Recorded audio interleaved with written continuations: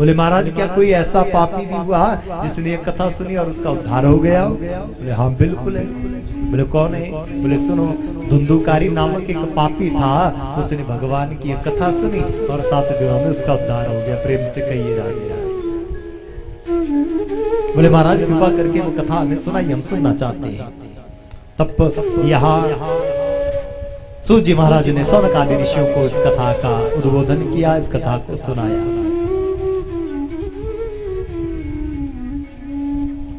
आत्मदेव नामक पंडित जी हैं, तुंगभद्रा नदी के तट पर रहते हैं। सबने कथा सुनी है। घर में संतान नहीं थी तो चिंतित होने लगे। देखिए मैं आपसे निवेदन करूं, किसी को भगवान ने बहुत कुछ दिया है, ध्यान से सुनना। किसी को कुछ नहीं दिया है, किसी को थोड़ा मिला है, किसी को बहुत मिला है। मैं हमेशा एक निवेदन करता हूं, भगवान ने जिसको जितना दिया है ना, उसी में ही आदमी को अपनी मौज करनी चाहिए, उसी में ही आदमी को अपना आनंद मनाना चाहिए, ज्यादा की इच्छा नहीं करनी चाहिए। निवेदन आप लोगों से, जितना परमात्मा ने दिया है उसी में ही गुजारा करिए।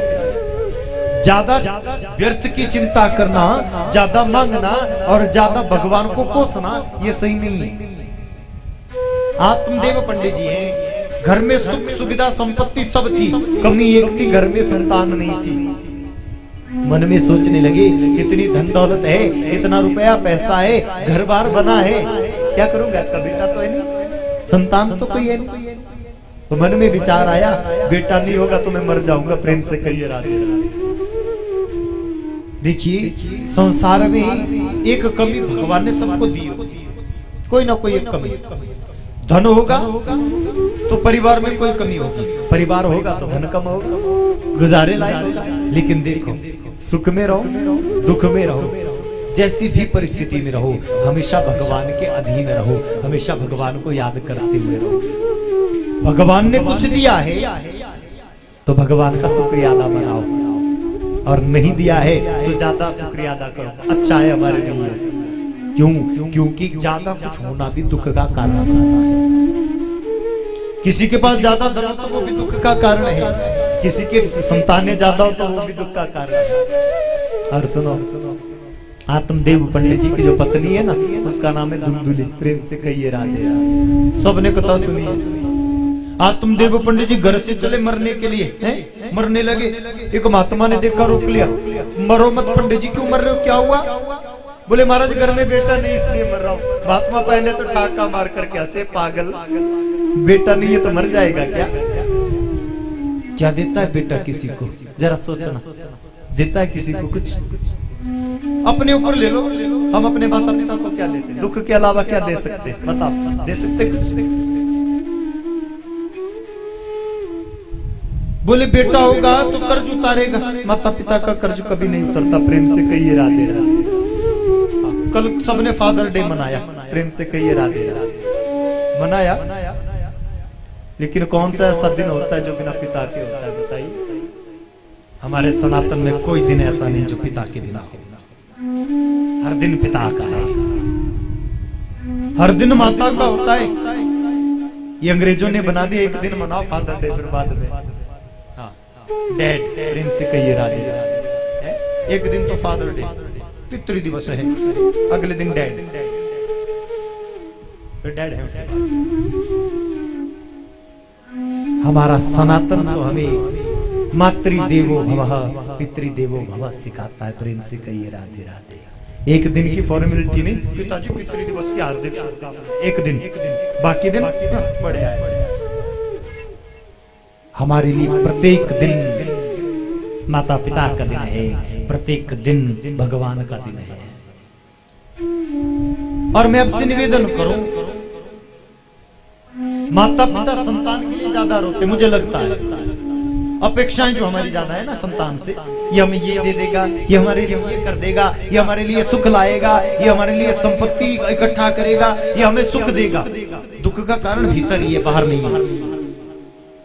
महात्मा ने कहा, आत्मदेव जनेऊ बता रहा तू ब्राह्मण है, तेरी चुटिया बता रही है तू ब्राह्मण है। और कह रहा है मुझे तुझे देख करके लग भी रहा है तू वेद पढ़ने वाला है, वेदांग पढ़ने वाला है और संतान के लिए रो रहा है। संतान कभी संसार में किसी को सुख नहीं दे सकती। संतान तभी सुख दे सकती है अगर वो भगवान की भक्ता होगी। लेकिन ध्यान रहे, मिली है संतान तो शुक्र मनाइए भगवान का, और नहीं है ना तो दूसरों की संतानों को देख करके मन में तसल्ली कर लेना, ऐसा हमारे नहीं है। आजकल की संतानों को देख करके तसल्ली मना लेना अच्छा है हमारे ऐसे। आत्मदेव पंडित जी से महात्मा ने कहा, महात्मन मुंचा ज्ञानम प्रज्ञा रूपम बलिष्ठो कर्मण गति विवेकम तो समासाध्य त्यज संसार वासना। पंडित जी, संसार की वासनाओं में कब तक पड़े रहोगे? इस शरीर की तृप्ति के लिए कब तक संसार में भटकते रहोगे?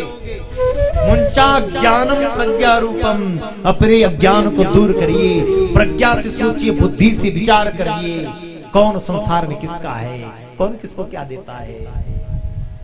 क्या देता है बेटा किसी को? जन्म होत आधा हरे, जवान होत धन छीन, अंत समय शमशान में सिर में लकड़ी दीन। महात्मा ने कहा, सुनो पंडित जी, बेटा क्या दे सकता है? क्या देता है? जन्म होत आधा हरे, पैदा होगा तो आधे धन का मालिक बन जाता, बनता कि नहीं बनता? जवान होत धन छीन, जवान होगा तो पैसे छीन करके ले लेगा, लाओ पिताजी इतने चाहिए, लाओ पिताजी इतने चाहिए। अंत समय शमशान में सिर में लकड़ी दीन। बेटा इतना ही कर सकता है, इससे ज्यादा कुछ नहीं कर सकता। प्रेम से कहिए राधे राधे। बेटे का एक ही धर्म है, अंत शमशान में लकड़ी डालेगा और कोई काम नहीं। पंडित जी ने हाथ जोड़े रोने लगे, मुझे तो बेटा ही चाहिए, मुझे बेटा ही चाहिए।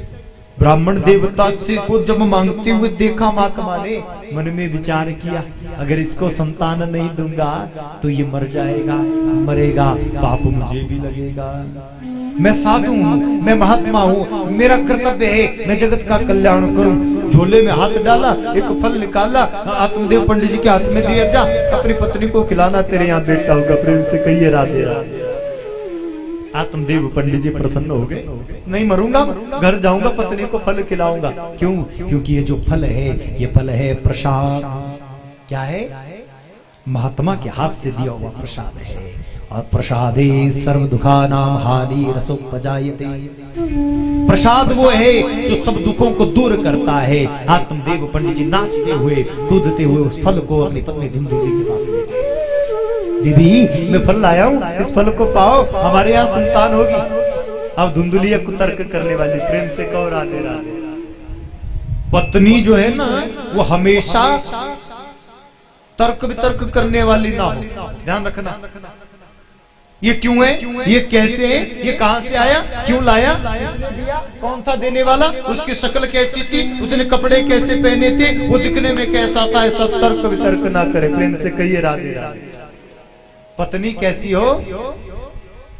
पति के वचनों की अनुरागी हो। लेकिन धुंधुली जो है वो तर्क वितर्क करने वाली है। और देखो, धुंधुल कलहम करोति कार्यति वा इति धुंधुली, जिसके मन में कलह चलता है, जिसकी बुद्धि में हमेशा उलट पलट का फेर चलता है, उसी का नाम ही तो धुंधुली है महाराज। पति ने फल लाया, लो खाओ। पत्नी सोचने लगी, किसने दिया होगा? बोले महाराज किसने दिया? बोले महात्मा ने। बोले काले कपड़े वाला था कि लाल कपड़े वाला था? नाटा था कि लंबा था? हाथ में कमंडल था कि नहीं था? पैर में खड़ाऊ थी कि नहीं थी? पति ने कहा, तुझे क्या लेना देना, तू फल खा, होगी संतान तो होगी, नहीं होगी तो नहीं होगी। हाँ खाऊंगी, रख दो, बाद में देखूंगी। सोई फल रख दिया, पति देव लग गए, घर के कामों में चले गए यजमानी करने, सोई फल पड़ा रहा घर पे। प्रेम से कहिए राधे राधे। अपनी सहेली के कहने से फल तो खिला दिया गाय को, सबको पता है, फल खिला दिया गाय को, और स्वयं अपनी सहेली से ही खरीद करके ले आई बेटा। प्रेम से कहिए राधे। बताओ कल्याण होगा क्या? बोलिए। प्रसाद की तो अवहेलना कर दी, प्रसाद को तो जाकर के गौ को खिला दिया। और फिर हम सोचें कि हमारे यहाँ भगवान का भक्त पैदा होकर नहीं होने वाला। कथा में तो बड़े चाव से आएंगे, हाँ प्रसाद भी ले जाएंगे, दो ना दे दो, बच्चों को भी ले जाना घर, फिर 2 दिन तो फ्रिज में पड़ा रहेगा, 34वें दिन गाय को खिला दिया जाएगा। प्रेम से कहिए राधे राधे। पाप है, ये भी पाप है। प्रसाद उतना ही लीजिए जितना पा सके। और प्रसाद का कण तो महाराज एक कण भी गले से नीचे उतर जाए तो वो कल्याण करने वाला होता है, झोला भर करके ले जाने की जरूरत नहीं। प्रेम से कहिए राधे राधे। समय बीता, धुंधली बालक खरीद करके लाई, गाय ने भी बालक को जन्म दिया, 2 बेटे हो गए घर में। प्रेम से कहिए राधे राधे। सब जानते हैं गाय का जो बेटा गौकर्ण युकर्ण सब गौकर्ण, गाय की तरह कान थे तो नाम हुआ गौकर्ण गाय के बेटे का। पूरा शरीर मनुष्य का है, कान गाय की तरह है, इसलिए गौकर्ण नाम हुआ। धुंधली के खरीद करके धुंधली जो बेटा लाई, आत्मदेव ने सोचा मैं अपनी तरह नाम रखूंगा, इसका नाम रामदेव रख देता हूँ, कृष्णदेव इसका नाम रख दूंगा, मैं आत्मदेव हूं तो मेरी तरह इसका नाम होना चाहिए। तो धुंधली झगड़ पड़ी पति से, जन्म मैंने दिया, गर्भ में मैंने रखा, पीड़ा मैंने सही, नाम तुम्हारा हो जाएगा है? जैसा मेरा नाम मेरे बेटे का भी नाम वैसा ही होगा। प्रेम से कहिए राधे राधे। बोले क्या नाम रखेगी? बोले मैं धुंधुली और मेरा बेटा धुंधुकारी। प्रेम से कहिए राधे राधे। ठीक है भैया, नाम रखो। बेटा बड़े हुए सोई शास्त्र कहता है, पद्म पुराण लिख रहा है, गौकर्णो पंडितो ज्ञानी धुंधुकारी महाखल। गौकर्ण तो ज्ञानी हुए, पंडित हुए, प्रसाद से जो उत्पन्न थे, प्रसाद पाया था गौ माता ने, प्रसाद से उत्पन्न थे इसलिए ज्ञानी हुए। लेकिन जो खरीद करके बेटा लाया महाखल, प्रेत हो गया। पश्यानिशम जगदिदं क्षण भंग निष्ठ वैराग्य राग रसिको भव भक्ति निष्ठा। पहला श्लोक गौकर्ण जी महाराज ने पिता को सुनाया, ध्यान से सुनो। देहि अस्ति मास रुधिरई, मैंने आपसे कहा वैराग प्राप्त करने के लिए दूर जाने की जरूरत नहीं है। कोई तो भागवत 1000 बार सुन लेता है, उसको भी वैराग नहीं होता, लेकिन कोई भागवत का एक श्लोक ध्यान से सुन ले, उसको भी वैराग हो जाता है। ध्यान से सुनना, भगवान एक मौका जीवन में सब व्यक्तियों को बदलने का देता है। जो बदल गया वो भगवान का हो गया, जो नहीं बदला वो फिर ना भगवान का हुआ ना संसार का हुआ। एक मौका सबको मिलता है। आज आत्मदेव पंडित जी को मौका मिला, पुत्र ने सुनाना चाहा गौकर्ण गीता 2 श्लोकों में। आज गौकर्ण जी ने आत्मदेव पिता को सुनाई। पहली बात कही, देहि अस्ति मास रुधिरई, कैसे बनाया हमारा शरीर, कि खून का गारा बनाया, ईंट जिसमें हड्डियां, चंद श्वासों पर खड़ा है ख्यालों का ये आशियां, वक्त की पुरजोर आंधी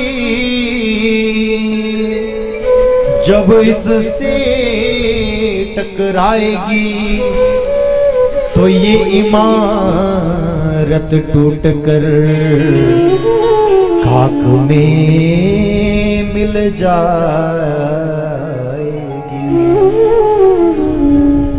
खून का गारा बनाया, ईंट जिसमें हड्डियां, चंद सांसों पर खड़ा है ख्यालों का ये आशियां, वक्त की पुरजोर आंधी जब इससे टकराएगी तो ये इमारत टूट कर खाक में मिल जाएगी।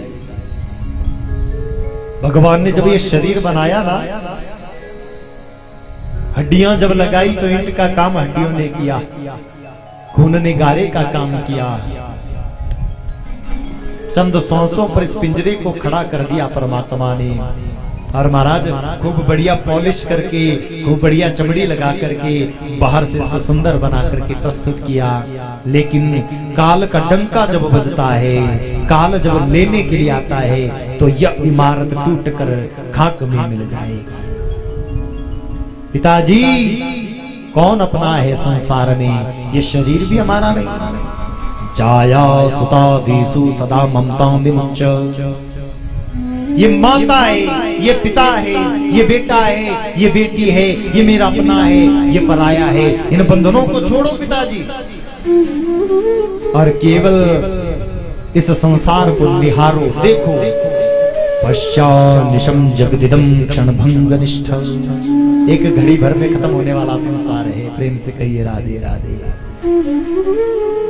कोई शाम को सोया तो सुबह उठ नहीं पाया, जो सुबह उठा वो शाम नहीं देख पाया। यही तो इस संसार का नियम है हमारा। बहुत पसारा मत करो, करी थोड़े की आस।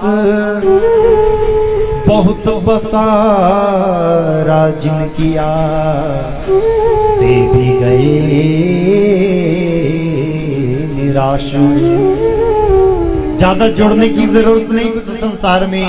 जोड़ना है तो भगवान नाम जोड़िए, इकट्ठा करना है तो भगवान नाम को इकट्ठा करिए, वही काम आने वाला है।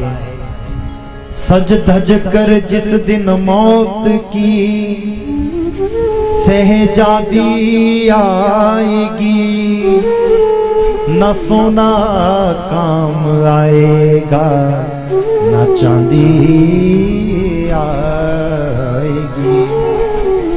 इसलिए पिताजी बैरागी बन जाओ, और बैरागी बन करके बन चले जाओ, भगवान का नाम लो। पहला श्लोक ये गोकर्ण जी महाराज ने गाया।